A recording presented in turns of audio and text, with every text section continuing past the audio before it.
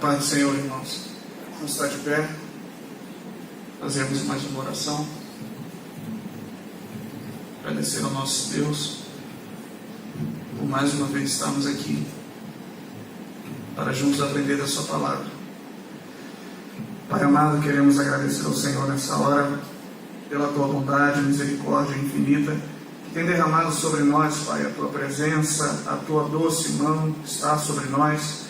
E nesta manhã, Pai, não tem sido diferente. Queremos lhe rogar que o Senhor permaneça em nosso meio, nos dando, Senhor, capacitação do alto, para que possamos compreender a tua palavra. Toma a direção deste trabalho, seja o teu Santo Espírito a ministrar aos nossos corações. Os teus filhos que ainda estão a caminho, rogamos ao Senhor que o Senhor os traga em paz e segurança, e nós que aqui estamos, que o Senhor se faça presente e receba tudo que aqui será feito, porque é para a honra e glória do teu santo nome. Fica conosco, nós choramos, em nome de Jesus. Amém. Podemos sentar? Hoje nós teremos a nossa primeira lição desse trimestre, que vai falar sobre o tabernáculo. E temos por intenção hoje falar sobre a primeira lição, que é tabernáculo, um lugar da habitação de Deus. Os irmãos que ainda não pegaram a revista com o presbítero Wagner, queiram, por gentileza, abrir as suas Bíblias no livro do Êxodo, capítulo 25, versículo 1, dos versículos 1 ao 9.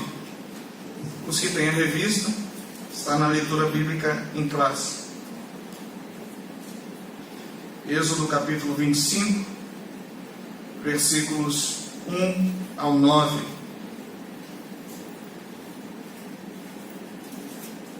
Vamos fazer essa leitura.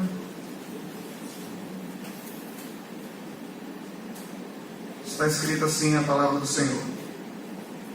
Então falou o Senhor a Moisés, dizendo: fala aos filhos de Israel que me tragam uma oferta alçada de todo homem cujo coração se mover voluntariamente. Dele tomareis a minha oferta alçada. E esta é a oferta alçada que tomareis deles: ouro e prata e cobre e pano azul e púrpura e carmesim e linho fino e pelos de cabras e peles de carneiros, tintas de vermelho e peles de texugo e madeira de cetim e azeite para a luz, especiarias para o óleo da unção, especiarias para o incenso, e pedras sardônicas, e pedras de engaste para o éfode, e para o peitoral. E me farão um santuário, e habitarei no meio deles, conforme tudo que eu te mostrar para o modelo do tabernáculo, e para o modelo de todos os seus móveis, assim o fareis. Amém? Hoje, nós precisaremos ter um pouco de cuidado, principalmente no que tange ao significado de cada utensílio do tabernáculo, porque essa lição vai se ocupar diretamente em explicar as analogias, as figuras que representavam ou que representam cada um dos itens do tabernáculo. Então, hoje, se nós não nos aprofundarmos muito, é justamente por isso. Por exemplo, a lição de número 2, eu vou falar aqui a guisa de introdução, vai falar sobre os artesãos do tabernáculo. A lição de número 3 vai falar sobre o pátio. A lição 4 vai falar sobre o altar do holocausto. A lição 5, a pia de bronze. A lição 6, as cortinas. A lição 7, o lugar santo. A lição 8, o lugar santíssimo. A lição 9, a arca da aliança. A lição 10, o sistema de sacrifícios. Lição 11, o sacerdócio de Cristo e o Levítico. A lição 12, a nuvem de glória. E a lição 13, o sacerdócio celestial. Então, hoje, nós vamos falar somente sobre a construção do tabernáculo, justamente para que nós não venhamos ferir essas outras lições que serão lecionadas nos domingos posteriores. O texto áureo está nesse texto no qual nós lemos, Êxodo 25, porém somente no versículo 8, que diz: e me farão um santuário e habitarei no meio deles.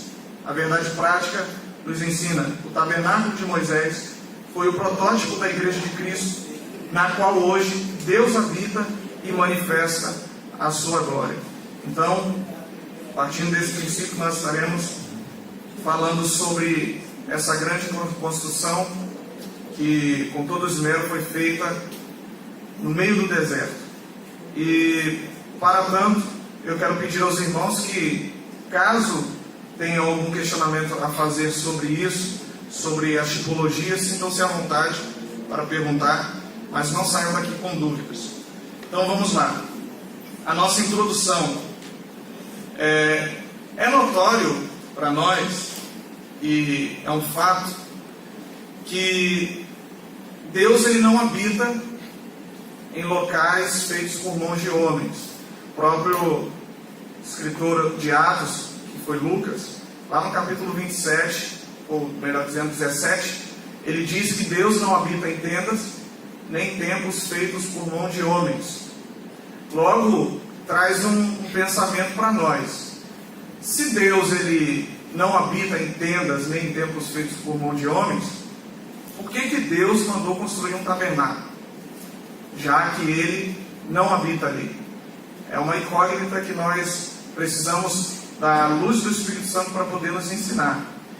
Jesus ensinando aquela mulher samaritana, no capítulo 4, versículo 4 de João, ou melhor dizendo, capítulo 4, versículo 24, ele diz que Deus é Espírito, e importa que aqueles que o adorem em Espírito e em verdade.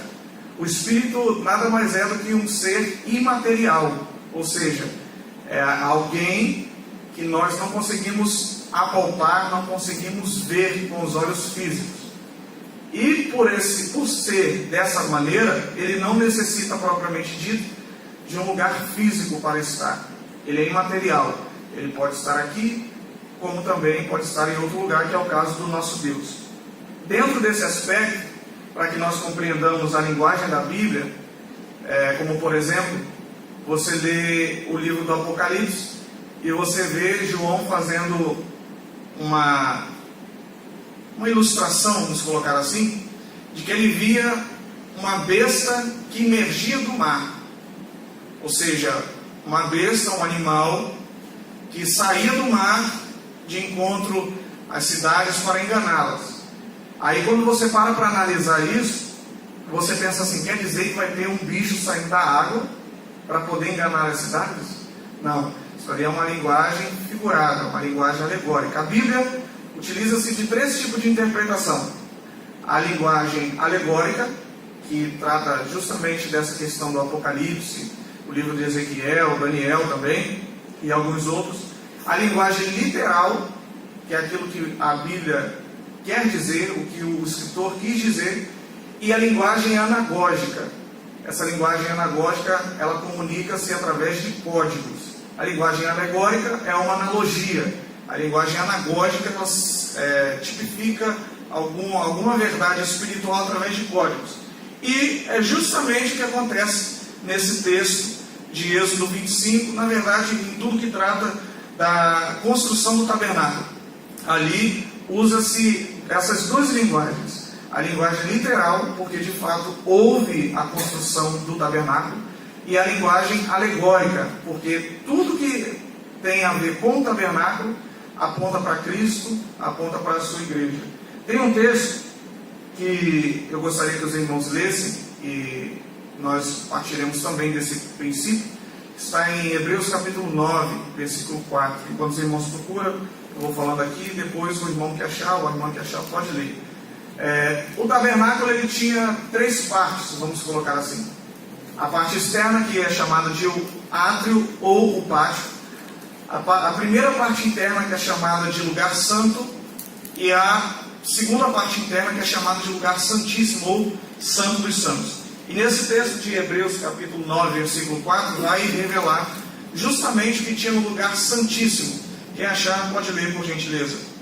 Que tinha o incensário de ouro e a arca da aliança, toda revestida de ouro. Nela estava um vaso de ouro que continha o maná, a vara de Arão, que tinha florescido, e as tábuas da lei. Amém. Dentro do lugar santíssimo havia um item de muita importância e com uma tipologia muito grande, que é a Arca da Aliança, que representava a própria presença de Deus. E dentro da Arca da Aliança haviam outros 3 utensílios, vamos dizer assim. O primeiro era o pote de ouro com maná, que era aquele maná que caiu no deserto. O segundo era a vara de Arão que floresceu. E por último, não em questão de ordem, mas o último a ser citado, havia também as tábuas da lei. Para que nós entendamos o porquê de Deus direcionar o povo a construir um tabernáculo, tendo em vista que Deus é Espírito e não habita em locais como este que nós estamos observando aqui, por exemplo, as paredes, as cadeiras, a gente precisa compreender qual era o objetivo dele. Deus, desde o princípio, quando ele criou o homem, ele vinha se relacionar com o homem diariamente. Gênesis, capítulo de número 3, quando Adão e Eva pecaram, Deus desceu no jardim, como era de costume, para falar com Adão. Ele fazia isso todos os dias na viração do dia. Se você for parar para analisar, Deus ele plantou um jardim no Éden. O Éden não era o jardim, havia um jardim dentro do Éden. Deus ele planta aquele jardim e ali dentro ele coloca o homem, ele faz o homem, ele cria o homem e coloca o homem dentro daquele jardim. E todos os dias o interesse de Deus era simplesmente se relacionar com o homem. Aí você para pensar no seguinte: Leônidas, Deus ele já não sabe de todas as coisas? Aí eu te respondo: Deus sabe de todas as coisas. Leônidas, Deus não conhece os nossos pensamentos? Deus conhece os nossos pensamentos. Mas por que Deus descia todos os dias para conversar com Adão? Simplesmente para ter intimidade com ele. E perceba que era Deus que descia, não era Adão que subia. Então é Deus que procura sempre esse relacionamento. Porém, com o pecado, Adão e Eva são expulsos do jardim. Eles perdem o local de comunhão com Deus. E dali para frente a coisa só foi piorando. Caim, mata Abel, depois vieram veio a geração de Gênesis capítulo 6, onde Deus derramou o dilúvio e acabou com aquela geração praticamente inteira, exceto com Noé e com os seus filhos e noras. E dali para frente tudo foi piorando. E cada vez mais o homem foi se afastando desse lugar de comunhão com Deus, ao ponto que eles chegaram ao Egito, e lá permaneceram durante 430 anos. Dentro do Egito, ou na verdade bem antes deles irem para o Egito, em Gênesis capítulo 15, Deus havia dito para Abraão: a tua descendência possuirá essa terra, será peregrina aqui, mas ela irá para uma terra longínqua, será escrava, ficará lá durante 400 anos, e depois eu tornarei a trazer para essa terra. Deus havia prometido aquela terra a Abraão e a sua descendência, mas seria necessário eles passarem por esse período, que foi o período em que eles estavam dentro do Egito, e lá trabalhavam como escravo. A gente conhece muito bem a história. Quando se passam esses 430 anos, e se você quiser guardar essa referência, está lá em Êxodo 12, versículo 41, e passados os 430 anos, Deus, com mão forte, arrancou o povo de dentro do Egito. E esse povo tinha uma incumbência da parte de Deus, que era fazer uma festa no deserto. Vamos ler o texto de Êxodo capítulo 5, versículo 1. Você que achar aí pode ler, por gentileza.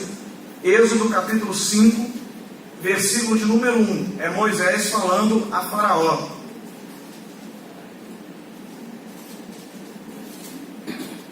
Diz assim: e depois foram Moisés e Arão e disseram a Faraó: assim diz o Senhor, o Deus de Israel: deixa aí o meu povo para que me celebre uma festa no deserto. Amém. Agora lê aí, presbítero Jorge, por favor, no capítulo anterior, capítulo 4, versículos 22 e 23. Então dirás a Faraó: assim diz o Senhor, Israel é o meu filho, meu primogênito, e eu te tenho dito: deixa aí o meu filho para que me sirva. Mas tu recusaste deixá-los ir, e eis que eu matarei o teu filho, o teu primogênito. Então você percebe que Deus deu uma ordem, no capítulo 4, versículo 22 e 23, para que Moisés chegasse até Faraó e com uma ameaça falasse: deixa o meu povo ir. Só que Moisés, como tinha um coração brando, no capítulo 5, versículo 1, ele não diz essa ameaça. Ele simplesmente diz para que liberasse o povo, para que fosse ao deserto prestar uma festa a Deus. É necessário nós entendermos que Deus, vou usar um termo aqui, não me interprete de maneira errônea, que Deus, ele é um Deus festeiro. Deus gosta de festa, mas essa festa é um culto para Ele. Você percebe que em 2 Coríntios capítulo 6, versículo 16, Paulo adverte dizendo que nós somos o templo do Senhor e nós prestamos culto a esse Deus. Então, Deus, ele percebe que dentro do Egito o povo não tinha liberdade para poder adorá-lo. Então o que ele faz? Eu vou tirar o meu povo do Egito, vou levá-lo para a terra prometida, mas eles vão passar pelo deserto. E o princípio aqui, e a aplicação pessoal para nós, é entender que, isso nós vamos tratar durante a lição de hoje, o deserto na Bíblia ele tipifica o mundo. Nesse quesito aqui, do povo de Israel, ele tipifica o mundo. Então, mesmo no mundo, há a necessidade do povo de Deus cultuar a Ele, nunca se esquecendo de quem são, ou seja, trazendo para nós, independente de nós estarmos aqui, neste mundo, não podemos esquecer da nossa identidade, e precisamos continuar cultuando ao Senhor. Perceba que nesse aspecto, nessa questão do culto a Deus, que o povo estava indo para o deserto, Deus ele precisava que o povo entendesse e compreendesse que não era simplesmente mais um passeio, ou que Deus estava fazendo isso simplesmente pela sua soberana vontade. Não, havia um objetivo naquele povo que estava saindo do Egito, que era manifestar a presença de Deus onde quer que eles passassem. Há um historiador, um teólogo muito conhecido no Brasil, o pastor Eduardo Reis. Ele diz que nas diversas viagens que ele fez a Israel, ele percebeu e instruído pelos guias das viagens e pelos livros que ele leu, que o trajeto do povo saindo do Mar Vermelho até a Terra Prometida duraria no máximo 3 dias. Mas o povo ficou no deserto 40 anos, justamente por conta da murmuração e não ter compreendido a grandeza do que Deus queria fazer. Então, dentro dessa caminhada que Deus traça para o seu povo, ele, quando principia essa caminhada, lá em Êxodo capítulo 20, Deus deu a lei a Moisés e instruiu a Moisés. Logo em seguida ele diz: meu povo precisa construir um tabernáculo para mim. Por que Deus usa a figura do tabernáculo? E aqui a gente já começa a penetrar na lição. A casa ou a residência do povo naquele tempo eram as casas dos nômades. O que são nômades? Pessoas que não têm um paradeiro fixo. Inclusive, se você tiver oportunidade, você chegar em casa no tempo que você tiver, colocar lá no YouTube, os nômades do deserto. Existem muitos árabes que ainda vivem nessa cultura. Eles não têm uma residência fixa. Eles caminham pelo deserto levando suas casas, camelos, a família, e vivem nessa cultura. Então, Deus, ele sabendo dessa cultura, ele não vai mandar o povo construir um templo fixo no deserto, até porque era só um momento de passagem. Então ele vê: o meu povo habita em tendas, eu vou falar para eles construírem uma tenda maior, mais bela, para que eu também habite no meio deles, figuradamente. E Deus, entendendo isso, chama o povo para si e diz o seguinte: vocês vão construir um tabernáculo para mim, porque eu hei de habitar no meio de vós, eu vou me manifestar no meio de vós. E aí nós adentramos no primeiro tópico da lição de hoje, e como eu bem disse, não iremos nos aprofundar tanto nos significados de cada utensílio, de cada móvel, justamente para não ferir as demais lições. O tópico de número 1 fala sobre a parceria de Deus com o seu povo para a construção do tabernáculo. Aí o subtópico de número 1 diz: por que construir um tabernáculo no deserto? Segundo, a materialização da obra de Deus. Terceiro, 3 verdades bíblicas que o ofertante deve saber. Aqui o subtópico de número 1, o comentarista, foi o pastor Elianai Cabral, ele fala sobre a tese colocada de Gunnar Wingren, falando acerca da construção do tabernáculo. Deus tinha uma ideia na sua mente. A gente começou aqui falando hoje sobre Deus colocou o homem no jardim, todos os dias ia se relacionar com ele. Essa comunhão o homem quebrou, se afastou de Deus. Então a intenção de Deus não era morar no tabernáculo. Deus nunca teve essa intenção. A intenção de Deus era manifestar-se naquele lugar e ver o desejo do povo em vir ter essa intimidade com Ele. Em Êxodo capítulo 25, no qual é o objetivo da nossa lição, ou de onde nós extraímos a lição, revela o desejo de Deus para com o povo, para que trouxesse as ofertas diariamente para o Senhor. E não só isso, mas também o sacrifício. Era Deus, conforme bem frisado no versículo 2, que teve a intenção de criar esse tabernáculo. Mas ele contava, e até hoje conta, com a parceria do seu povo.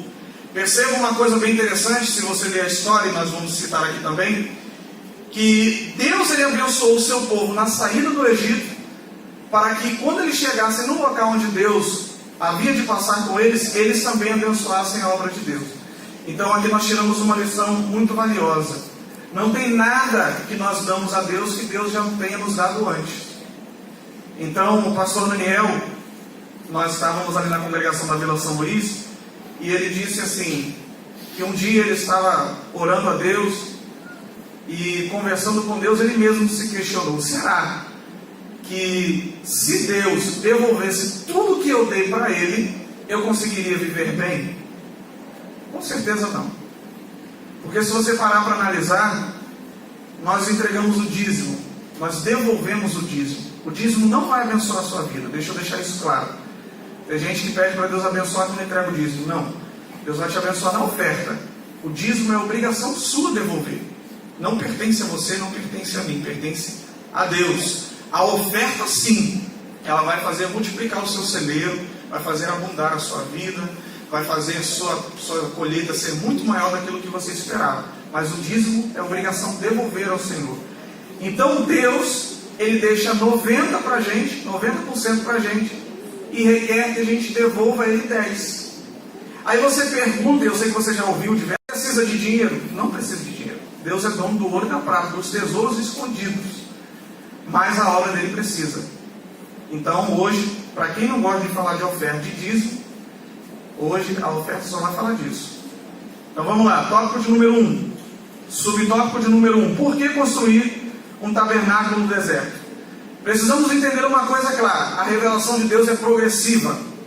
Como assim, Leonis, é progressiva? Deus começou a manifestar-se no jardim, passou a manifestar-se no deserto, no tabernáculo, logo em seguida manifestar-se no templo e logo em seguida manifestar-se em nós. Vale amém aí? Não? Amém. Você não entendeu não? Vou repetir porque eu acho que eu falei rápido, não foi? Foi, né, irmão? A revelação de Deus é progressiva. Tudo que é progressivo progride. Ou seja, hoje é 1, amanhã é 2, depois 3, 4, 5 e por aí vai. Deus ele começa a revelar-se no Éden para 2 pessoas, Eva e Adão, ou Adão e Eva. Logo em seguida ele progride nessa revelação e manifesta-se a um povo muito maior, que de acordo com alguns historiadores, cerca de 12 milhões de pessoas, no tabernáculo, no deserto. Em seguida ele manifesta-se para uma nação inteira, no templo. Logo em seguida ele manifesta-se dentro de nós.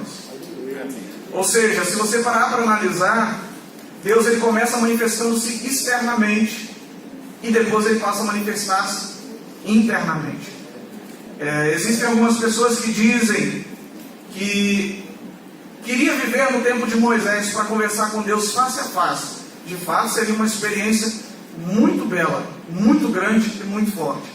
Mas não compreende o peso e a importância que nós temos hoje. Deus não está mais do lado de fora, Ele está do lado de dentro.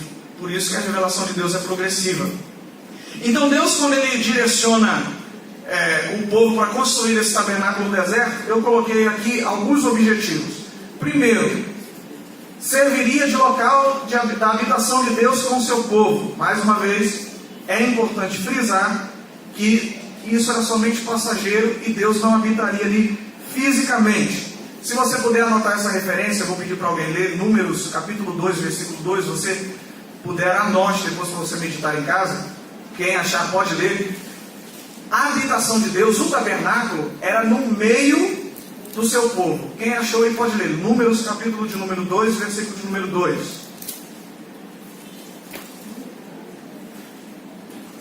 Os filhos de Israel assentaram suas tendas, cada um debaixo da sua bandeira, conforme as insígnias da casa de seus pais, ao redor de fronte da tenda da congregação. Assentaram suas tendas. Obrigado. Deus, ele tem um desejo de habitar no meio do povo. É até importante, e aqui eu quero frisar isso somente como exemplo, que quando havia um pecado oculto no meio do povo, todo o povo, ainda que não houvesse confissão, precisava pegar um bezerro cevado, um bezerro novo, sem defeito, sem mácula, pegar este bezerro, toda a congregação, todo o povo, saindo de suas tendas, saindo de suas habitações, e caminhando com aquele bezerro, indo em direção à tenda da congregação para ali sacrificá-lo em prol do pecado, ou do perdão do pecado do povo. A cena era tão forte que toda a nação saía em choros e prantos, gritando e berrando, em direção à tenda da congregação, em prol do perdão do pecado. Então, olha que cena magnífica. Uma nação inteira ao redor do tabernáculo, vindo todos eles em direção ao tabernáculo, ou em direção a Deus, para pedir perdão dos pecados. Todos, sem exceção, rogando a Deus pelo perdão. O segundo serviria como casa de oração. Isso também posteriormente foi até frisado por Salomão, segundo Crônicas capítulo de número 6. O tabernáculo, importante frisar isso, ele era móvel, ou seja, onde o povo ia, o tabernáculo ia junto, consequentemente, Deus ia junto do povo. Então, ou seja, onde o povo vai, Deus vai atrás. Eu grifei aqui um trecho do livro da História dos Hebreus, Flávio José, página 167, ele diz assim: eles deveriam levá-lo consigo, ou seja, o tabernáculo, a fim de não serem mais obrigados a consultar a Deus no Monte Sinai, porque quando ele estivesse no tabernáculo, receberia ali votos do povo e ali lhes escutaria as orações. Ou seja, antes tinha que ir ao Sinai, porque Deus começou a manifestar-se ao povo no Egito, que saiu do Egito no Sinai. Quando construiu o tabernáculo, Deus desce. É magnífico a revelação de Deus, que cada vez mais Deus vem descendo para encontrar com o homem. Ao invés do povo, por exemplo, grego e romano, que crê na mitologia, que os deuses, eles cada vez mais vão subindo, de forma a serem intocáveis por Deus, ou pelo povo, Deus, ele é o contrário, ele vem descendo. Ele começa a, vamos colocar dessa maneira para que você entenda, ele vem regredindo, de modo que Paulo, escrevendo aos Filipenses, capítulo de número 2, versículo de número 5 ao 11, ele diz: que haja em vós o mesmo sentimento que houve também em Cristo Jesus, que sendo em forma de Deus, não teve por usurpação ser igual a Deus, mas aniquilou-se a si mesmo, assumindo a forma de servo, tornando-se semelhante aos filhos dos homens, e achado na forma de homem, humilhou-se a si mesmo, sendo obediente até a morte, e morte de cruz. Aí, Deus, em forma de homem, desce. E logo em seguida, após a sua humilhação, ele volta. Aí continua: pelo que Deus o exaltou soberanamente, que lhe deu um nome sobre todo nome, para que o nome de Jesus se dobre nos joelhos nos céus, na terra e debaixo da terra, e toda língua confesse que Jesus Cristo é o Senhor, para a glória de Deus Pai. É por isso que Jesus, ensinando aos discípulos, disse: aquele que entre vós se humilhar, será exaltado, e aquele que se exaltar, será humilhado. Então Deus, ele diz isso porque ele desceu para encontrar com o seu povo. E coisa linda, no deserto, irmão. É uma coisa magnífica. Não fugindo do ponto aqui, mas simplesmente frisando o cuidado de Deus para com o povo. Eu já vou citar aqui, mas só para a gente antecipar. Quem pode ler, por gentileza, a primeira carta de Paulo aos Coríntios, capítulo 10, versículo 1 e versículo 2. Você perceber o cuidado de Deus para com o seu povo. Primeira carta de Paulo aos Coríntios, capítulo 10, versículo 1 e 2.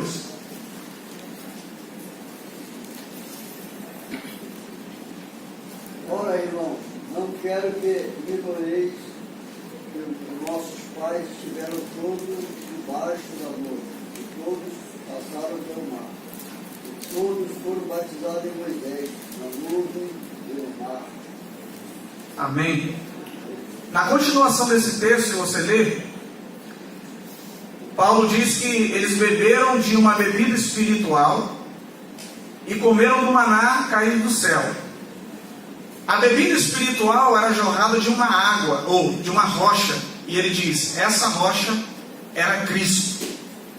Ou seja, o próprio Deus encarnado, que foi Cristo, na forma de uma pedra lá no deserto do Sinai, conduzindo e guiando o povo e matando a sede. Agora para refletir comigo, irmãos. 2 milhões de pessoas, fora os animais, bebendo de uma rocha.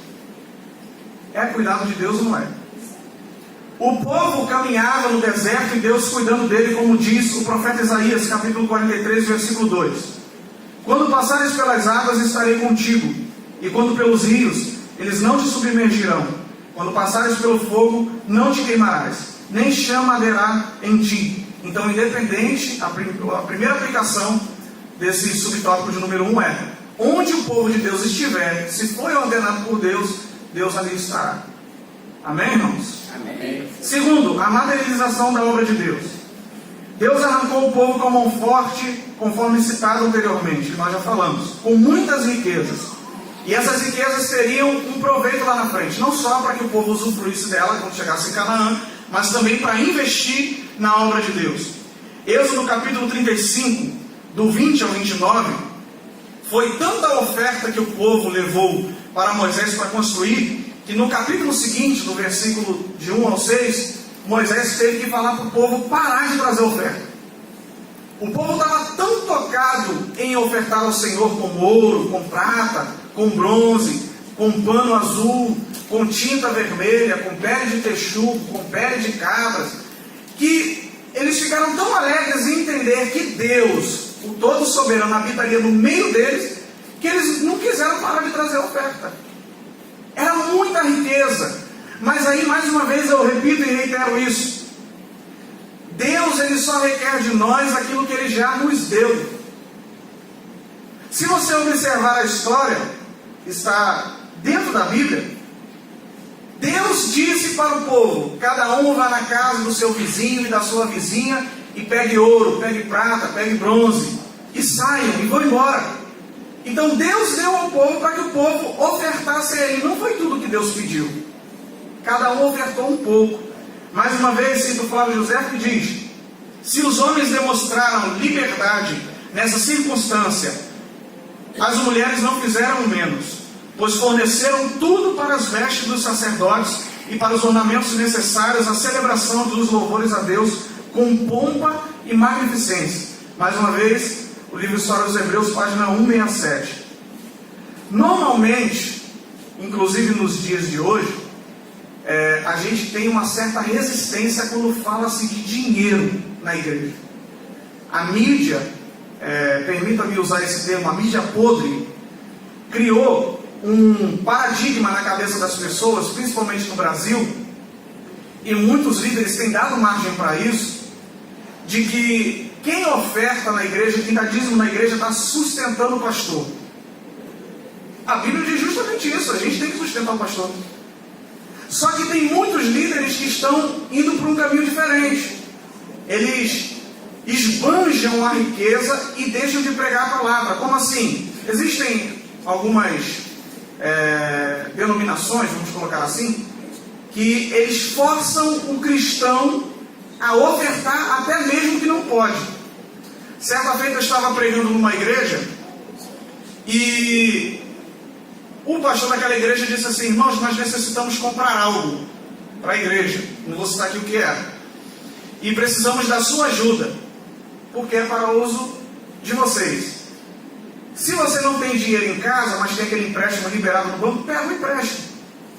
Eu me assustei com aquilo ali, porque se a pessoa não tem dinheiro em casa, logo ela não vai ter condições de pegar aquele empréstimo no banco.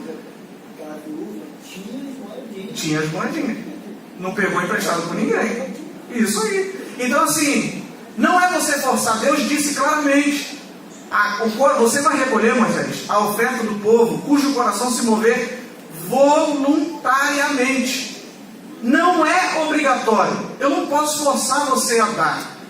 E qual é a resistência do povo que se converte a Cristo e vem para a igreja quando ele ouve falar de oferta? Até um ímpio quando entra aqui: esse pastor está querendo meu dinheiro. Eu trabalhei a semana inteira, trabalhei um mês todo, trabalho o dia inteiro para dar dinheiro para ele. Eu não vou dar.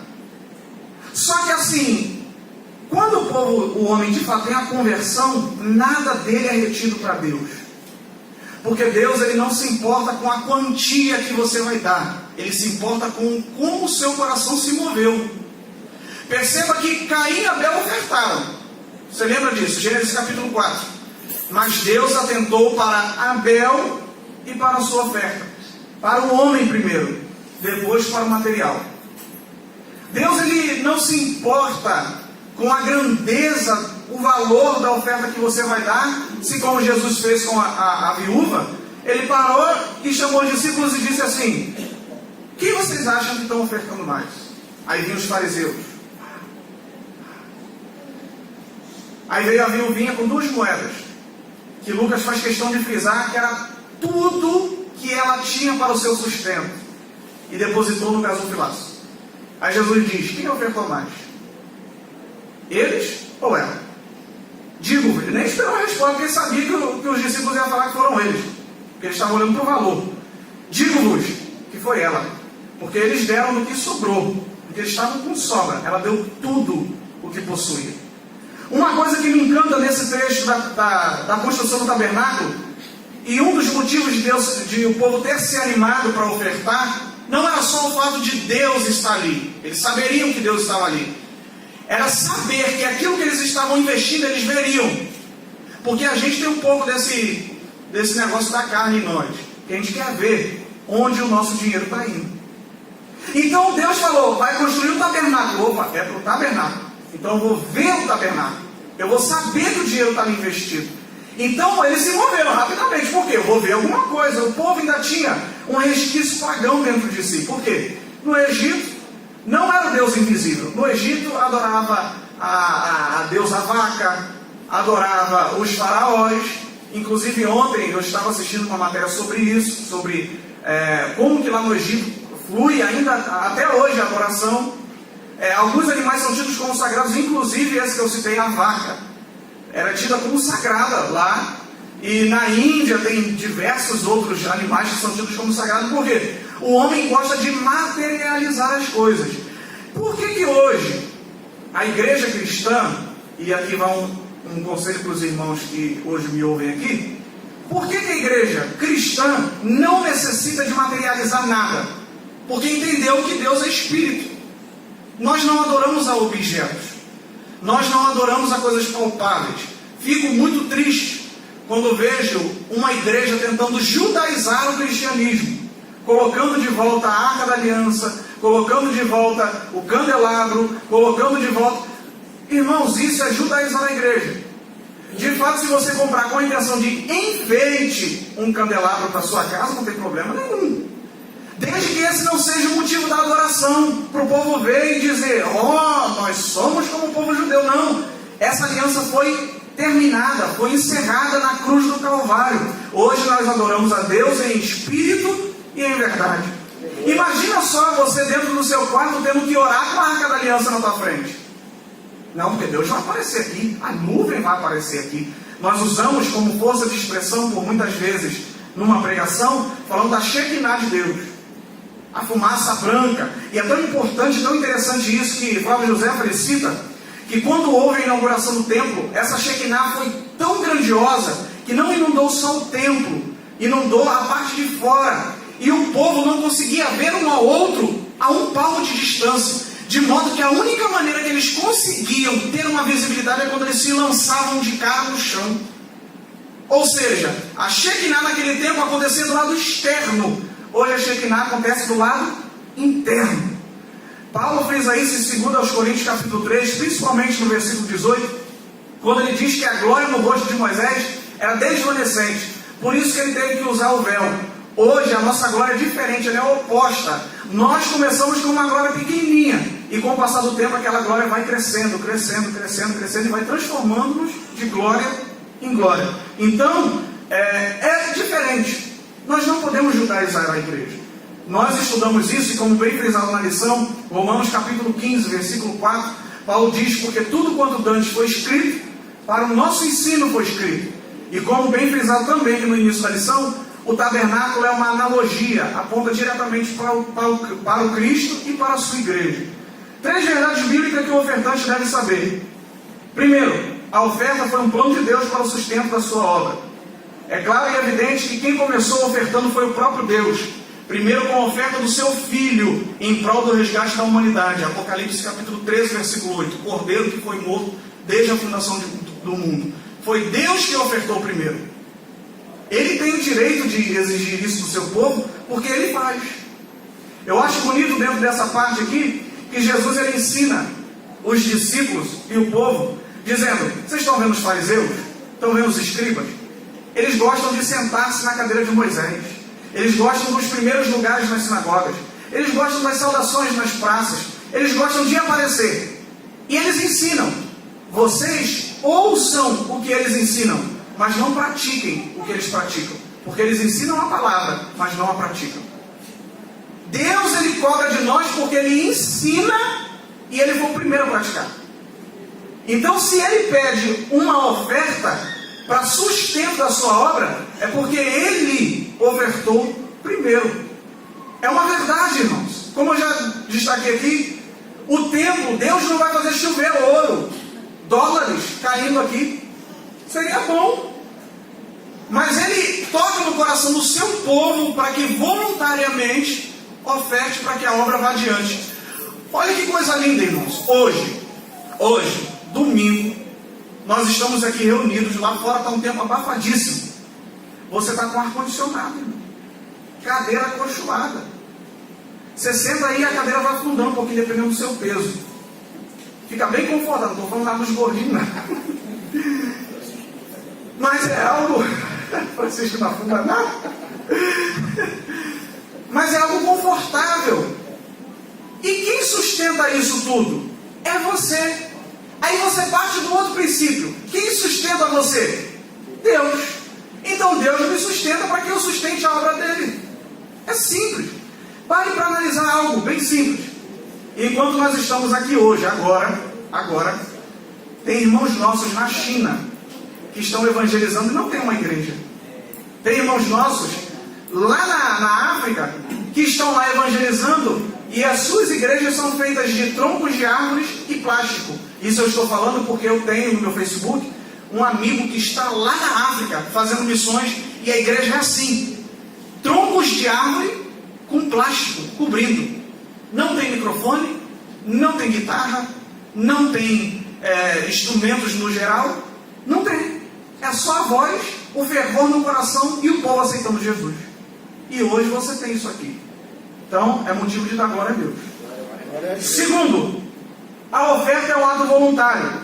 A palavra oferta significa doar, presentear.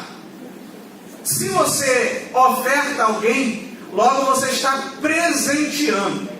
Se você chegar para mim e fala assim: Leônidas, eu trouxe um presente para você.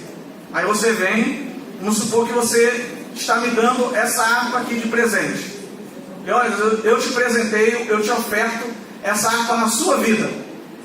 Se você está me presenteando, você não está esperando nada de mim. É certo ou errado? Certo, né? Porque eu não te pedi, não falei que te daria algo em troca. Você simplesmente deu para mim. A oferta, por mais que você saiba que ela vai te dar alguma coisa no futuro, você não pode esperar isso. porque isso é barganha. Você tem que dar para Deus como em gratidão. Cícero, que foi, não vou nem ditar aqui o currículo dele, porque eu ficaria aqui até mais do meu meio-dia, mas ele foi um grande advogado, escritor, filósofo, de mais ou menos 100 a.C. Ele disse uma frase que o nosso pastor sempre cita aqui: a gratidão não é somente a maior de todas as virtudes, também é a mãe de todas elas. Ou seja, através da gratidão, todas as outras virtudes surgem. Ou seja, a gratidão é o princípio, é o pontapé inicial para tudo. Se eu oro por você, é porque eu sou grato a Deus porque alguém um dia orou por mim. Se eu estou te dando uma oferta de 100 reais para você, é porque alguém um dia também me deu e Deus me dá até hoje. Então a gente precisa entender esse princípio, que o momento da oferta, o ato de ofertar, por mais que você saiba que existe a lei da semeadura, você vai plantar e você vai colher, dependendo do solo que você plantar e dependendo do que você plantar, você entende que isso não deve ser, o seu coração não deve ser movido por isso. Não é assim que funciona. A lei da semeadura é parte do coração, da gratidão que você tem para com Deus. É uma verdade bíblica. Você tem que ofertar como um ato voluntário. E a terceira, a fidelidade ao Senhor trará abundância. Eu gosto sempre de lembrar desse texto, inclusive o nosso pastor também gosta muito dele, que é João capítulo 21. Jesus, ele aparece na praia e diz aos seus discípulos: filhinhos, tendes vós algo aí? Ou pescaste alguma coisa? Tem algum peixe? Não, Senhor, não pescamos nada a noite inteira. Joga a rede do lado direito. Jogaram a rede do lado direito. Pescaram 153 grandes peixes. Quando chegaram, Pedro pulou do barco, foi nadando ao encontro de Jesus. Os outros discípulos vieram com o barco. Quando chegaram, encontraram na brasa peixe e pão. E Jesus disse: traz um pouco, presta atenção, traz um pouco do que vocês apanharam. Vamos botar aqui, tinha 7 com mais um, que era Jesus, 8. Vamos supor que a Bíblia diz que eram 153 grandes peixes. Vamos supor, qual é o peixe grande aí, pastor? O senhor que é pescador? Corvina. Corvina, é assim? Um pouquinho? Assim. Então vamos supor que, não estou dizendo que tem lá não, tá, irmão? Inclusive, é uma história que é verídica. É isso que eu ia falar agora. A história relata que, por causa dessa pesca que Jesus concedeu aos discípulos, esse peixe aqui ficou sendo chamado de peixe de São Pedro, ou peixe de Pedro, para quem mora lá. Jesus, ele não pede tudo, ele pede um pouco, para que eles comessem juntos, para que eles partilhassem daquilo. Então, se eu estou ofertando, mais uma vez, é uma verdade. Se eu estou ofertando, Deus há de me recompensar. Não porque eu espero essa recompensa, mas porque eu sou grato a Deus porque Ele já me deu. É um fato verídico. Permita-me contar um testemunho bem breve. Muito tempo atrás, eu estava chegando, no domingo, estava na igreja, tinha 7 reais no bolso, irmão. 7. Uma nota de 5, uma nota de 2. Eu era, na época, universitário. Você sabe que o universitário não tem dinheiro, irmão. Mas tem conta no Santo E eu peguei a oferta como um típico carnudo. Ao invés de pegar os 5, pegou 2. E levantei a mão para o céu, porque o nosso pastor tinha o costume de orar pelos ofertantes. E ele orou a Deus, e chegou o momento de ofertar. E naquele momento eu comecei a pensar assim: o que eu vou fazer com 5 reais amanhã? Aí passei a pensar no meu dia, que era segunda. Eu vou acordar cedo, vou para o trabalho, vou trabalhar o dia inteiro, vou ficar enfurnado dentro do local de trabalho o dia inteiro, vou sair, vou pegar o ônibus, vou para a faculdade, vou sair da faculdade e vou vir para cá. Não vou usar o dinheiro. Então eu vou ofertar ao Senhor, porque era o único que eu tinha, não serviria para mim para nada, mas para a obra de Deus pode servir. Falei, vou ofertar os 7 reais. Aí meti a mão no bolso, peguei os outros 5, ofertei. Sem esperar nada, simplesmente dei. No outro dia, caiu o meu adiantamento. Fui lá, saquei o adiantamento, estou indo para casa. Quando chego na porta de casa, começou a cair uma chuva, irmão. Daquela chuva que te pega de repente. Aí saiu uma irmã correndo de dentro da igreja, que é do lado da casa da minha mãe, e veio na minha direção, acho que ela não me viu. Eu desviei dela, para não bater em mim, e quando eu desviei, eu olhei para o chão e vi o papel brilhando. Peguei o papel, já comecei a rir, botei o papel no bolso. Não tinha ninguém na rua, ninguém. E não era da irmã, tá? Antes que vocês pensem isso. Estava longe. Peguei aquele dinheiro, coloquei no bolso e comecei a rir sozinho. Entrei em casa, minha mãe estava recolhendo a roupa, falou assim, você está rindo de quê? Está doido? Eu falei assim, não, estou rindo porque Deus é muito bom. Entrei em casa, orei, agradeci ao Senhor, botei a mão no bolso, eu sabia que era dinheiro. Uma nota de 20 reais, dobradinha. Aí Deus falou no meu coração assim, quando você semeia no meu reino, eu te devolvo muito mais do que você deu. Eu não esperei aquilo, eu não dei porque Deus ia me dar. Eu já estava com dinheiro, eu saquei meu adiantamento naquele dia. Mas Deus me deu 20 reais. Irmão. De novo, eu dei 7, Ele me deu 13 reais a mais. Então a gente precisa compreender que ofertar na casa de Deus não é um ato obrigatório, não é um ato barganhoso. Você não tem que cobrar de Deus porque você deu. Simplesmente você tem que ser grato pelo que Ele já te deu. Algum comentário? Vou fazer um comentário aqui. Teve uma pregação aqui, teve um pastor de fora, que não me lembro o nome dele, ele falou uma coisa muito interessante aqui. Nós temos filhos, você tem agora uma bebê que vai crescer, vai para a escola, aí você pega 10 reais, né? Vamos pegar assim, 10 reais, dá para ela ir, quando chegar a época dela ir para a escola, na cantina, merendar. Ela vai olhar para você e vai falar assim, poxa pai, só isso? Isso eu não quero não. Aí você vai lá, aí você pega uma nota de 50 e dá ela e ela vai lá merendar e tal. Aí quando chega à noite, na hora de ofertar, você vai pegar aqueles 10 reais que a tua filha não quis e você vai ofertar na igreja. Então, o propósito da oferta, eu entendo assim, você tem que dar o teu melhor, você tem que dar aquilo que você não é esperando nada em troca, mas sim a vontade de você ofertar, de você entregar a Deus o teu melhor. Esse é o propósito da oferta. Pastor. Nesse episódio aqui do tabernáculo, em que o povo ofertou ouro, prata, terras preciosas, em abundância, que Moisés disse, o povo está trazendo mais do que a gente precisa, quero só fazer uma observação que Deus não pede nada que antes ele não tenha dado. Observe que esse povo era escravo no Egito, escravo não tem nada. Escravo não tem nenhuma sandália no pé. Porém, eles saíram enriquecidos do Egito, porque Deus fez com que os egípcios pagassem para eles saírem. Some daqui, toma ouro, toma prata, mas some daqui. Então eles foram indenizados pela escravidão que eles passaram, e agora eles tinham para ofertar. Por quê? Porque eles tinham o que Deus deu.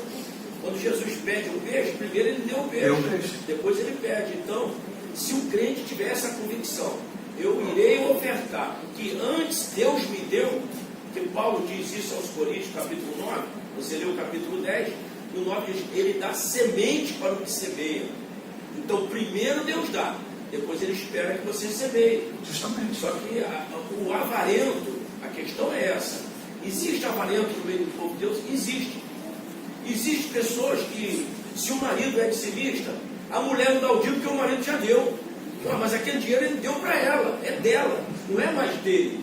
O compromisso dele com Deus, ele cumpriu. Justamente. E tem mulher que ganha o dinheiro do marido para gastar com ela, com o que ela quiser, porém ela não, isso é um coração avarento. Ela diz assim, não, meu marido já dizimou, eu estou livre desse compromisso. Mas essa mensagem não é de Deus. Verdade. Não é Deus que coloca na mente da pessoa. Então eu penso assim, se o Marcos é dizimista e ele resolve ser tocado do teu lado e deu 100 reais, então ele já deu o dízimo de 100 reais. Lógico que eu estaria isento. Só que ele deu dinheiro para mim. Ele agora passou a ser meu. Então, do que é meu, eu tenho que dar o dízimo, tenho que dar a minha oferta.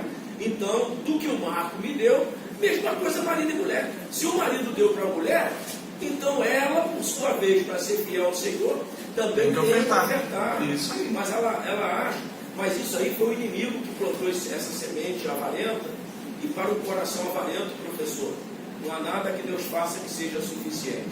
Muito obrigado. Muito de nada. É necessário entender, só para explicar esse ponto que o pastor falou, que a gente vem destacando desde o início, por que o povo saiu? Perguntas e respostas, rapidinho.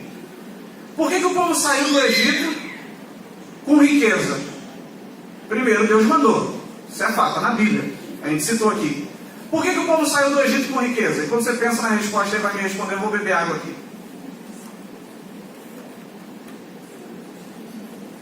Ninguém? Indenizado, né? Foi indenizado. escravo. Quase, é quase isso, quase isso. Foi pago pelo período que ele teve como escravo. Não? Eu queria ser livre de Israel. O cara tanto na praia. Quase também. Porque Deus tinha falado a Abraão, Deus tinha prometido a Abraão que quando eles saírem, sairiam com riqueza, com bem. Isso, mas é quase isso também, não é só isso não. Por que o povo saiu com riqueza do Egito? Porque houve uma guerra entre Deus e Faraó. E o vencedor sai com despojo. Qual era o despojo de guerra de Israel? A riqueza. Por quê? Os primogênitos, todos eles foram feridos. Existia uma lei no Egito que dizia que quando o primogênito da casa fosse morto ou morresse, aquele escravo ou aqueles escravos que estavam naquela casa deveriam ter um período de liberdade de 3 dias. E a lei dizia que se nesses 3 dias esse escravo ou esses escravos conseguissem sair dos termos do seu senhor, o seu senhor não poderia mais ir em busca deles. O coração de Faraó se endureceu porque até o Mar Vermelho era seu território. E por que eles morreram? Porque o povo chegou do outro lado e não podia mais pegar. Entenderam, irmãos? Amém? Amém. Presbítero Jorge, fala aí. Não, é só uma dúvida concernente assim, a pessoa de repente participou de um sorteio, aí ganhou lá um objeto, um sorteio, aí a pessoa assim, teria que dar um dízimo daquilo. Por exemplo, vê o valor daquele objeto lá, ganhou um brinde de 100 reais, aí teria que dar o dízimo daqueles 100 reais. O ideal é nós dizimarmos de tudo que nós ganhamos. O ideal é esse. Alguém já me perguntou um dia, Leandro, você dizima do líquido ou do bruto? Aí eu dei a resposta para ele, que não convém dizer aqui, mas eu dei a minha resposta para ele, que é o que eu sinto. Cada um entende de uma maneira correta. Vocês querem que eu ensine ou não? Sim. O ideal é você dizimar do bruto. Por quê? Querendo ou não, você vai usufruir daquilo que está descontando o seu. O ideal é você dizimar do bruto. Leandro, desconto do meu INSS, 500 reais. Que absurdo, você tem que dar glória a Deus, porque para descontar 500 reais você ganha muito bem. Então dizime do bruto, para você não ficar com dúvida. Tem o seu salário cheio, você ganha 5 mil, e líquido vem 4.500, você dá de 500. Leandro, isso é certo? Eu estou falando que é aquilo que para você não ter margem de dúvida. Por quê? Se descontar o INSS, quando você se aposentar, você vai receber aquele dinheiro de volta. Certo? Ah, Leandro, mas quando eu receber, eu vou dizimar de novo. Claro que você vai dizimar de novo, porque tu vai receber mais do que os 500 que tu está recebendo, que tu está descontando o seu salário. Então, quer um conselho? Dedo bruto. Leandro, ganhei um presente. Dizimo. É bom que sim.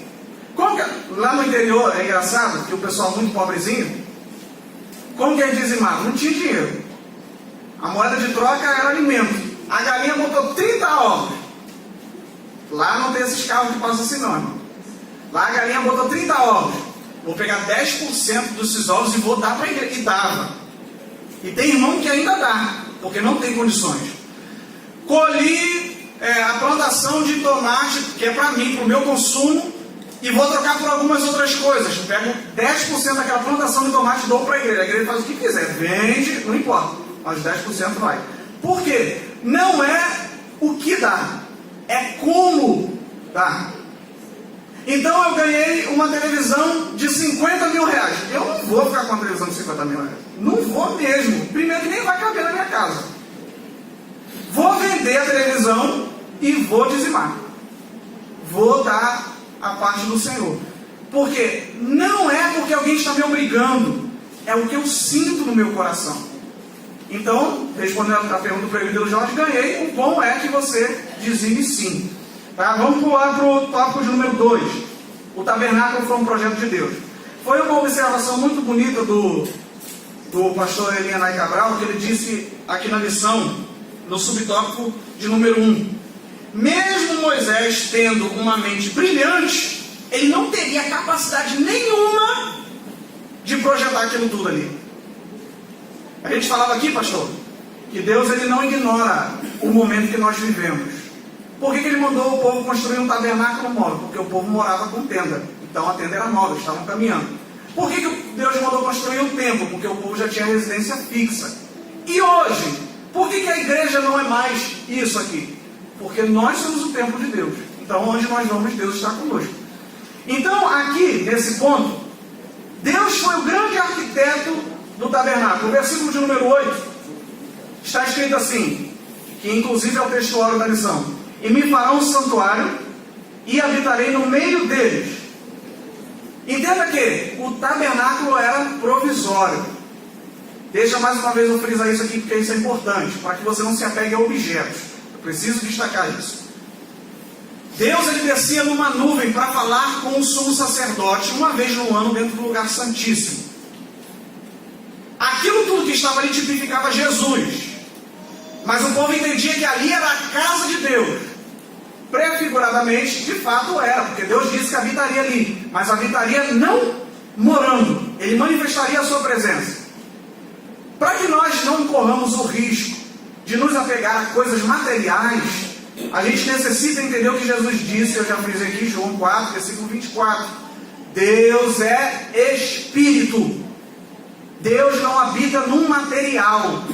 Deus não habita numa réplica da Arca da Aliança. Quero destacar muito bem aqui, frisar isso de maneira bem clara. Irmãos, Jesus não precisa de objetos. Ele precisa de gente para se manifestar. Então você pode ir lá, como faziam os exorcistas da Igreja Católica na Idade Média, pegar água benta, levar um crucifixo, não sei o que de prata, né, dos vampiros lá. Não adianta, irmãos. Não funciona. A autoridade está otorgada na Igreja de Cristo, que somos nós. Então, Leônidas, se eu tiver de camisa gola polo na rua, eu tenho autoridade? Tenho, porque a autoridade não está na sua roupa. Isso também não significa que você tem que andar de qualquer jeito. Não me interprete mal. Mas não está nos objetos, está no dono dos objetos, que somos nós. Então não necessita botar ferradura, pendurar arruda, sal grosso, rosa ungida, pagar R$100 na vassoura, pegar a água da prosperidade. Não precisa de nada disso, porque tudo isso é heresia. Deus é Espírito, e Ele se manifesta no seu povo. Esse tabernáculo de caráter provisório tinha a intenção de, como já destacamos aqui, que Deus fizesse companhia ao seu povo onde quer que eles estivessem. Eu estou andando ali, Deus está comigo. Eu estou andando acolá, Deus está comigo. A manifestação de Deus acontecia. Agora eu pergunto para os irmãos, uma pergunta simples. Vamos supor que Israel se acampou aqui em Belfor Roxo. Está ali acampado em Belfor Roxo. Esses dias eu vi uma foto do rio Sarapuí. A água era limpa, irmãos. Era bonito. Eu não vivi nessa época, não. Eu acho que ninguém que viveu. O irmão da nossa igreja, quando era ali na Januário, Sim. ele era porque eu morava ali no contato, ele pescou muito rio, sabe? Já apareceu irmãos, né? Ele sempre falava, poxa, né? Acabaram com minha pesca. Aí ele pescava e entrou na água. E lá também não está muito diferente. O rio Sarapuí, hoje que a gente vê aquela imundície, vamos colocar assim, que é culpa nossa, um dia foi limpo. Aí vamos supor que Israel acampou-se ali em Belfor Roxo. Acampou, ergueu as tendas, ergueu o tabernáculo, certo? O tabernáculo armado é a morada de Deus. E ele desarmado? Por quê? A madeira tinha que ser carregada. As cortinas tinham que ser enroladas. Mas Deus seguiu o povo da coluna de fogo e de nuvem. Justamente. Então eu não posso materializar Deus. Porque o templo era armado e desarmado. Eu erguia o tabernáculo e depois desmontava ele e carregava ele. Eu penso que o propósito de Deus, professor, era um lugar físico para atrair o povo para perto dele. Justamente. Ele estava disperso. Então, sim, eu sei que Deus está aqui. Todo domingo eu venho aqui. Quando eu venho aqui para ver o Beto, eu fico alegre quando eu vejo o Beto. Mas eu venho aqui para adorar Deus. Eu sei que Deus vai estar aqui. Isso aí. Então, o objetivo do tabernáculo era que o povo se reunisse em torno da presença. Da presença de Deus, isso aí. Esse ponto que o pastor frisou aqui foi aquilo que nós falamos lá no início. Tudo começou com o Éden, um jardim, um local onde Deus descia todos os dias para conversar com o homem. Quando se perdeu a comunhão por conta do pecado, Deus passou a procurar esse local novamente. Por isso que Jesus diz lá em Mateus capítulo 6, versículo 6, que nós precisamos entrar no nosso quarto e fechar a porta. Mas por que Jesus usa isso? Primeiro, porque os fariseus oravam nas ruas para que todo mundo visse. Não é assim que a gente tem que fazer. Local de intimidade, Jesus usa o termo quarto, mas pode ser a sua sala, pode ser o seu banheiro, pode ser a igreja. Ele quer que você se isole para ter um momento íntimo com Ele. Por que nós muitas vezes vamos ao monte? É porque lá no monte não tem filho gritando. Lá no monte não tem vizinho gritando. Lá no monte não tem barulho de som alto na sua porta. Lá no monte não tem preocupação que tem que arrumar a casa, tem que limpar a casa. Não tem isso. Lá no monte é você e Deus. Mais uma vez, não é o monte.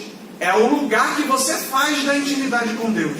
Como diz aquele filme que eu sempre cito aqui, O Quarto de Guerra, que era o local de oração daquela mulher que não assistiu, assista, que inclusive tem um livro também. Então preste atenção. Em Êxodo capítulo 25, versículo 40, que é o objeto do nosso estudo hoje, e aqui eu quero frisar algo muito bonito que eu vi nessa lição da CPAD, que eles colocaram a lição como se fosse um sermão expositivo, ou seja, eles não fugiram do texto. Eles se prenderam ao texto para explicar o texto. Isso é muito bom, para que a gente não fique passeando na Bíblia sem profundidade. Êxodo capítulo 25, versículo 40, está escrito assim, Deus falando: atenta, pois, que o faças conforme o seu modelo que te foi mostrado no monte. Aí lá em Êxodo 26, versículo 30, está escrito assim: então levantarás o tabernáculo conforme ao modelo que te foi mostrado no monte. A mesma coisa. Então Deus estava preocupado com que Moisés e o povo fizessem conforme o que ele mandou. Aí aqui tem uma observação para nós. Tem um perigo muito grande quando a gente sai da vontade de Deus.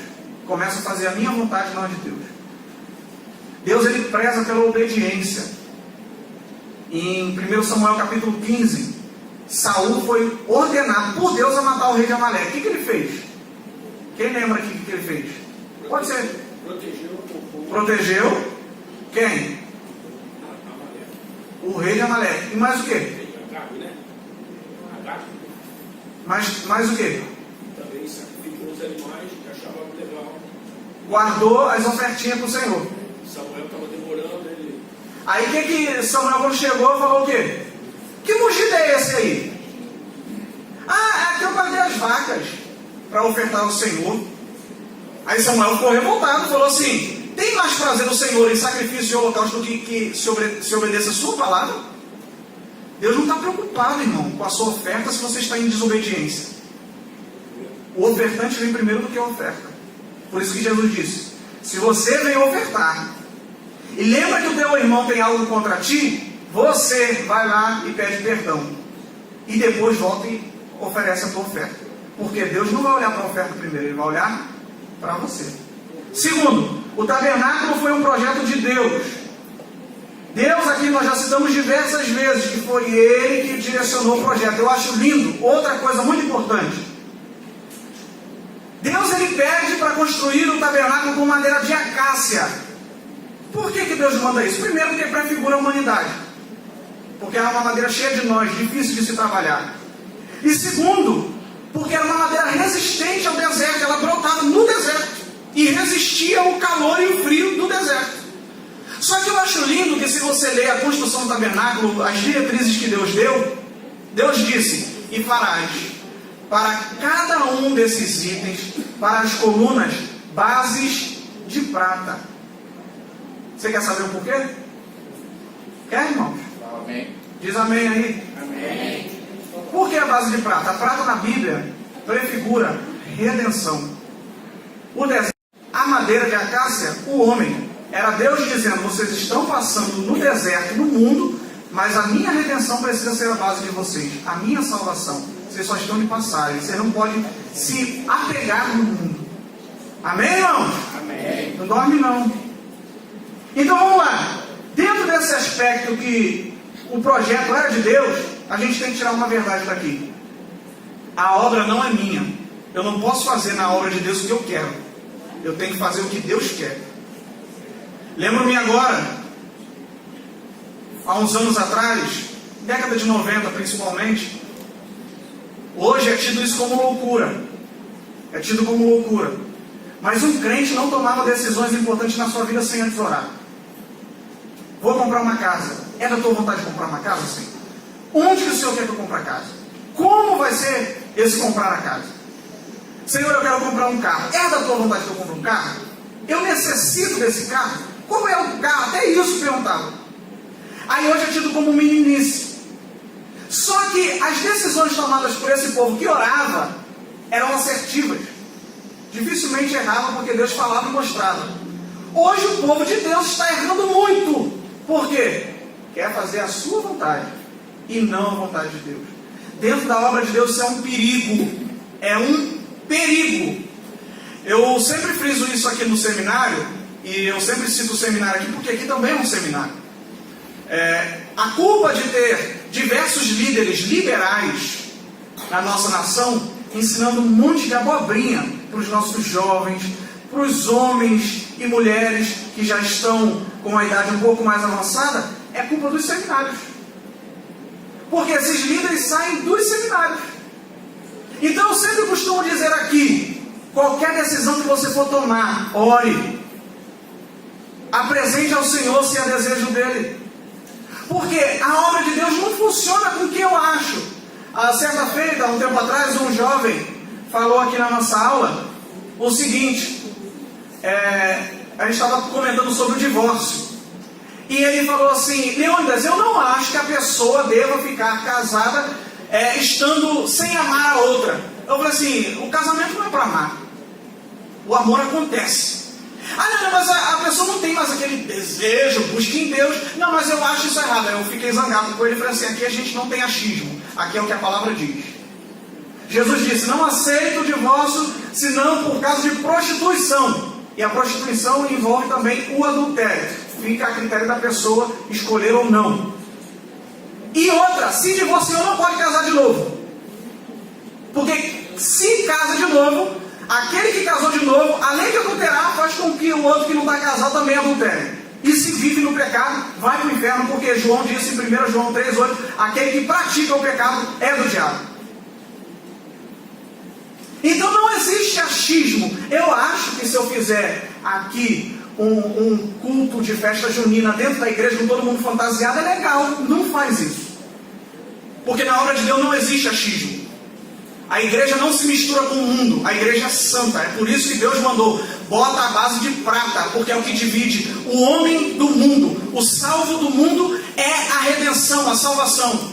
Nós vivemos no mundo, mas não somos do mundo. A obra é de Deus. O tabernáculo era de Deus. Terceiro, o plano térreo do tabernáculo. Eu vou correr aqui rapidinho porque a gente já está acabando. Primeiro, o pátio, cercado por cortinas de linho fino. Está tudo na lição aí. Segundo, o altar do holocausto. Todos esses, ou a maioria desses aqui que serão citados, serão objeto de estudo em lições específicas. Onde ocorreriam os holocaustos ao Senhor. A pia de bronze era o local onde os sacerdotes se lavavam para o ofício do tabernáculo, pois os mesmos não poderiam suar durante a celebração de alguma cerimônia. Isso é tão sério. E eu acho que é por isso, pastor, que a gente tem ar-condicionado hoje na igreja. Estou brincando, é só para descontrair. Porque o sacerdote, ele não poderia estar sujo e não poderia suar no ofício do sacerdócio. Aliás, onde está escrito isso? Anota aí a referência. Ezequiel capítulo 44, versículos 15 ao 18. Ezequiel 44, versículo 15 ao 18. Deus disse para Ezequiel acerca dos da tribo de Zadok: e eles vestirão roupa de linho fino, porque não podem suar no ofício do sacerdócio. Ezequiel 44, do 15 ao 18. Quarto, a tenda do testemunho, local que corresponde à parte interna do tabernáculo. Dentro da tenda tinha o lugar santo e o lugar santíssimo. Dentro de cada um deles, só vou citar, não vou me aprofundar. Você entra no tabernáculo como um todo, no átrio. Você entrou, e é interessante você pensar nisso. Raciocina aqui comigo. Tanto na entrada do átrio como na entrada da tenda, propriamente dito, que era o local onde tinha o lugar santo e o lugar santo dos santos, só havia uma porta, uma entrada. Não tinha janela, não tinha nada, era uma porta. Você entrava por uma porta, entrava pela outra porta, saía por uma porta e saía por outra porta. Só existe um jeito de você chegar-se a Deus.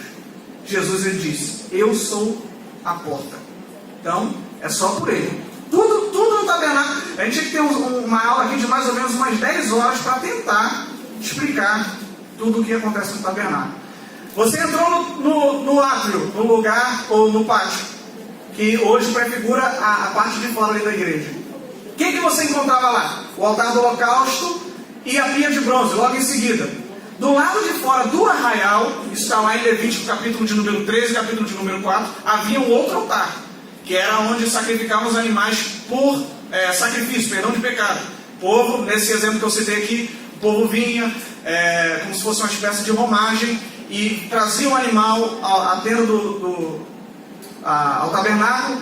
Os sacerdotes sacrificavam aquele animal, espargiam o seu sangue no altar do holocausto, espargiam o seu sangue no altar do incenso, espargiam o seu sangue no véu do testemunho, aquilo que separava o homem de Deus, pegava aquele animal e saíam com a mesma lamúria, com o mesmo clamor, com o mesmo pranto, em direção a esse altar que ficava do lado de fora do arraial do povo de Israel. Você passa pelo altar do holocausto, tem a pia, passa pela pia, tem a cortina que é a entrada para a tenda, propriamente dito. Quando você entra na tenda, lado direito, a mesa dos pães da preposição, 12 pães prefigurando as 12 tribos de Israel, também chamado como pão da presença. É uma figura de Cristo, porque aquele pão tinha que estar ali continuamente. Do lado esquerdo, o candelabro, que tinha 3 braços para um lado, 3 braços para o outro e uma no meio. Também representa Jesus, que inclusive lá no Apocalipse aparece ele andando no meio dos candelabros, das 7 igrejas da Ásia. Você vai à frente, na frente do véu do testemunho, tinha um altar do incenso, onde ali eram derramados essências aromáticas, representando a oração do crente, Apocalipse 5:8. O véu que tinha mais ou menos 10 centímetros de espessura e batia do chão até a parte de cima da coluna que segurava. Aquilo dali era feito de linho retorcido. Um homem não poderia rasgar aquilo nem se ele quisesse. O sacerdote pegava, molhava o dedo polegar no sangue do animal do sacrifício e espargia 7 vezes ali. 7 vezes naquele véu, dizendo: o povo pecou, mas alguém inocente morreu para perdoar os seus pecados. Daqui a pouco a gente chega na figura de Cristo para você entender por que o véu do templo se rasgou. Por último, a relação tipológica entre o tabernáculo e a igreja. Primeiro, a importância dos aspectos tipológicos do tabernáculo. Segundo, a igreja de Cristo é o tabernáculo na terra, que são os dois últimos. Primeiro, os aspectos tipológicos. Se você ler o texto que eu citei aqui bem no início, 1 Coríntios capítulo 10, versículo 1 e 2, tudo que aconteceu com o povo no passado era uma sombra daquilo que aconteceria no futuro. O povo foi batizado no Mar Vermelho, ainda que não se molharam, porque o batismo não é necessariamente a água te molhando, aquilo dali é um símbolo. É o fato de você entrar de um lado e sair do outro. O batismo, propriamente dito, ele deveria acontecer da seguinte maneira: tem um rio curto, ou uma piscina, ou um tanque batismal, como acontece em muitas igrejas. Inclusive, eu cito aqui a igreja que eu sou raiz, que é a igreja da Assembleia de Deus do Duque de Caxias, pastor Libório. Tem um tanque batismal, você entra de um lado e sai do outro. Não é só a água, é o ato de você passar pelas águas, de você atravessar. Como quem diz: eu era uma coisa, agora eu sou outra. Isso surgiu com o termo hebreu, que surgiu com Abrão, que quando viram Abrão dizendo: esse é o homem que veio do outro lado do rio Eufrates. Vindo do outro lado do rio é a palavra Eber, que surgiu a palavra hebreu. Hebreu não é propriamente dito o povo de Israel. Se eu me batizei, eu sou um hebreu também, porque eu vim do outro lado do rio, ainda que figuradamente. Então, foram batizados. E também tem muitas outras analogias. Por exemplo, o véu do templo, quando Jesus entregou o seu espírito, lá no Antigo Testamento, o sacerdote passava o dedo no sangue e espargia 7 vezes. A justiça foi feita, um inocente morreu. Mas esse sangue não teve poder nenhum de rasgar o véu. E por que com Jesus teve? Porque o animal era levado involuntariamente. Ele não se oferecia. Jesus se ofereceu. Aleluia. Isaías capítulo 6, versículo 6, o profeta, prefigurando o sacrifício de Cristo no futuro, diz: eis-me aqui, envia-me a mim, eu me voluntariando para ser um sacrifício. Aí Jesus se autonomeia o sacrifício, o Cordeiro de Deus, que é como nós frisamos aqui em Apocalipse 13, 8, e ele decide morrer. Ou seja, já não era um cordeiro animal, ele já estava voluntariamente, ninguém estava levando ele estava se entregando. Ele mesmo disse: eu dou a minha vida, ninguém pode tirá-la, eu a dou e eu a recupero, porque ele tem poder sobre a morte. Então ele vai.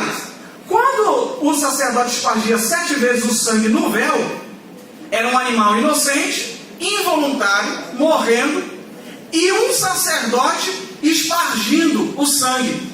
Jesus, como sendo o sacrifício e o sacerdote, ele mesmo derramou o seu sangue sobre o véu. Ah, irmão, que coisa linda. Aí Deus não aguenta. Por quê? O que Deus faz? Ele pega o véu e rasga de cima para baixo, mostrando que Jesus de fato é Deus.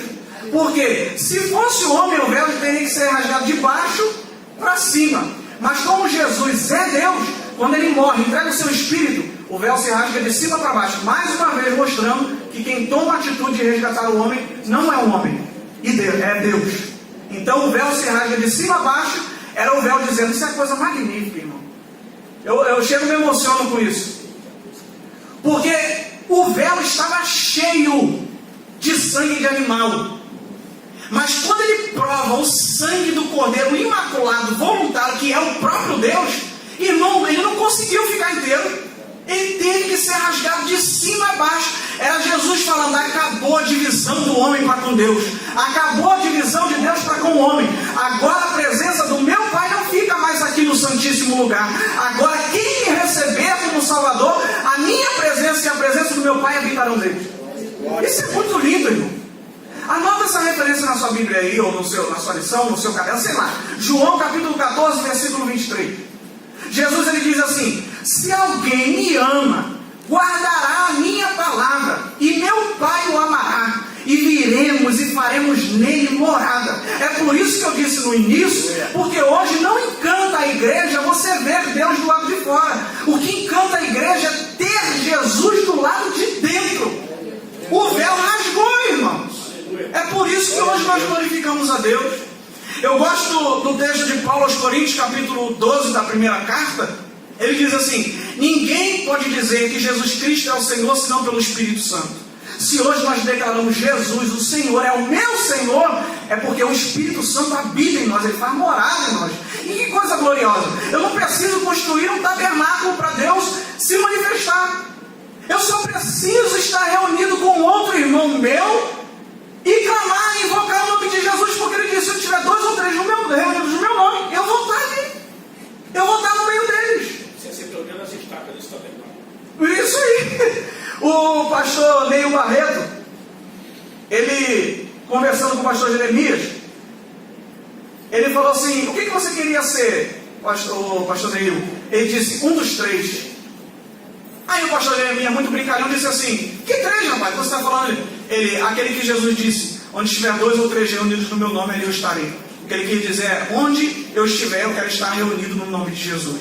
Isso é muito lindo, irmãos. E por último, a igreja de Cristo é o tabernáculo na terra. Professor? Sim. O senhor falou João 14, 23. Paulo ele deixa muito claro na segunda epístola, capítulo 6, a epístola aos Coríntios, a partir do versículo 14, especificamente o versículo 16, que nós somos o templo do Deus vivente. Deus, ele entenda muito bem a profecia. Eu já passei aqui 4 minutos na minha aula, mas deixa eu encerrar isso aqui, porque senão você não vai entender. Deus, ele coloca no coração, ontem eu lia isso junto com a minha esposa lá em casa, no coração de Davi construir uma casa para Deus. E Davi falou para Natan: eu vou construir uma casa para Deus, porque eu estou habitando numa casa de cedros e a arca do Senhor está habitando em tendas. Aí Deus disse assim: eu não pedi para você construir uma casa para mim. Desde o princípio eu andei de tenda em tenda, de tabernáculo em tabernáculo, e não pedi a nenhum dos meus juízes, nenhum daqueles que eu coloquei como governantes sobre o meu povo, para que me construísse uma casa. Você não vai me construir uma casa. Deus, nesse texto, fala que ele mostrou a casa que Davi, para Davi, mas não era Davi que construiria. Aí ele diz assim: e há de ser que quando teus dias chegarem ao fim, e tu ires em paz descansar com os seus pais, eu suscitarei um da tua descendência, e confirmarei o seu trono para sempre. E ele lhe será por filho, e eu lhe serei por pai, e estabelecerei o seu reino para sempre. Aí eu pergunto para os irmãos: Salomão, que construiu o templo, está vivo até hoje aqui na terra? O templo que ele construiu está erguido ainda? Não. Embora fizeram uma cópia aqui em São Paulo, né? Mas é outra história. Quem é o filho da semente de Davi que estabeleceu um templo e esse templo vive até hoje? Fala, irmão, sem medo. Jesus. E quem é o templo que está de pé até hoje? Nós. Deus não habita em tendas, nem em templos feitos por mãos de homem. O tabernáculo nada mais era do que uma figura de onde de fato Deus queria morar. E Ele quer morar em nós. Ele quer morar em você e Ele quer morar em mim. É por isso que nós temos que agradecer muito a esse Deus, irmão. Que coisa gloriosa. Um Deus que lá no Éden conversava com o homem face a face, o homem se distanciou dele. Ele faz de tudo para buscar aquela intimidade de novo com o seu povo. E hoje nós estamos aqui e nós precisamos entender que Ele habita aqui dentro de mim. Ele habita aí dentro de você. Não precisa de uma arca, não precisa de um tabernáculo. Você é morada de Deus. Hebreus capítulo 3, versículo 6, o escritor diz: porque Cristo, sobre a sua própria casa, a qual somos nós. Eu sou casa de Deus. Você é casa de Deus. Amém, irmãos? Eu quero orar. Você pode ficar sentadinho. Quer falar, pastor? Assim como o tabernáculo era móvel, se desmontava e caminhava junto com o povo, a igreja é esse templo móvel. Justamente. Onde a gente anda, nós somos igreja.